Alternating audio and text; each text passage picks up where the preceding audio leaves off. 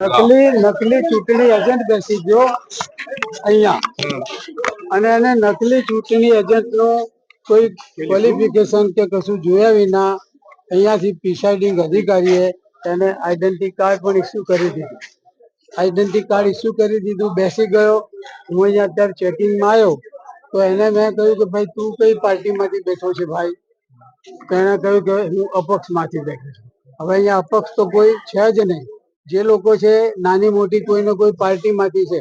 જો કે 11 પેલા આપ્યા હોય એટલે અપક્ષ તરીકે પેલામાં આવે, માન્ય પાર્ટીના ના હોય એટલે તો પાર્ટી તરફથી. અપક્ષ તો એ હોય કે જેને કોઈ પાર્ટીનો એના આધાર જ ના હોય. જ્યારે આ તો કોઈ પાર્ટી તરફથી પેલા બેઠા હોય એવા જ લોકો બાકી છે હવે. એટલે અપક્ષ તો કોઈ છે જ નહીં. એટલે તમારું એવું માનવું છે ફરિયાદ શું કરી તમે?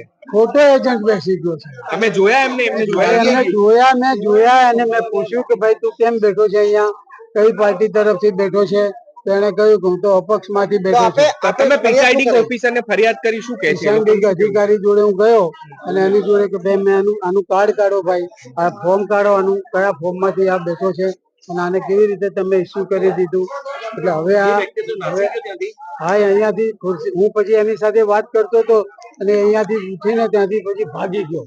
કોઈ બાજુ પેલો દરવાજો છે ને ગેરકાયદેસર, જુઓ આ એક દરવાજો રાખે, અહીંથી ખોટા માણસો અહીંયાથી આવે છે અને જાય છે. તમને લાગે છે કે જે બોગસ એજન્ટ છે તેને ખોટું મતદાન કરાયું હશે? ખોટું મતદાન કરાવવા જ બેઠો હોય ને, અને આમાં આ બધા એમાં સામેલ હશે.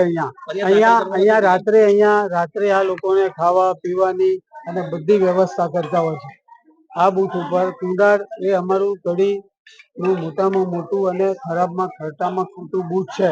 અહીંયા સૌથી વધારે ખોટું અહીંયા થાય છે. આ મુદ્દે તમે ચૂંટણી પંચને ફરિયાદ કરો છો? ચૂંટણી પંચને ફરિયાદ કરીએ છીએ, બધાને કરીએ છીએ, પણ બધા અહીંયા સરકારની સીધી તાલમેલમાં છે. અને સરકારની તાલમેલમાં હોવાના કારણે અહીંયા કોઈ આ લોકો ઉપર એક્શન લેતું છે નહીં. એટલે હું આમની સામે ફરિયાદ દાખલ કરીને હું આ મેટર હાઈકોર્ટની મેટર બનાવવા જઉં છું. એટલે આપ મીડિયામાં ચાલુ કરો અને મને આમાં મદદ કરો. ન્યાયના હિતમાં મીડિયા મને મદદ કરે એવી હું આપ સૌ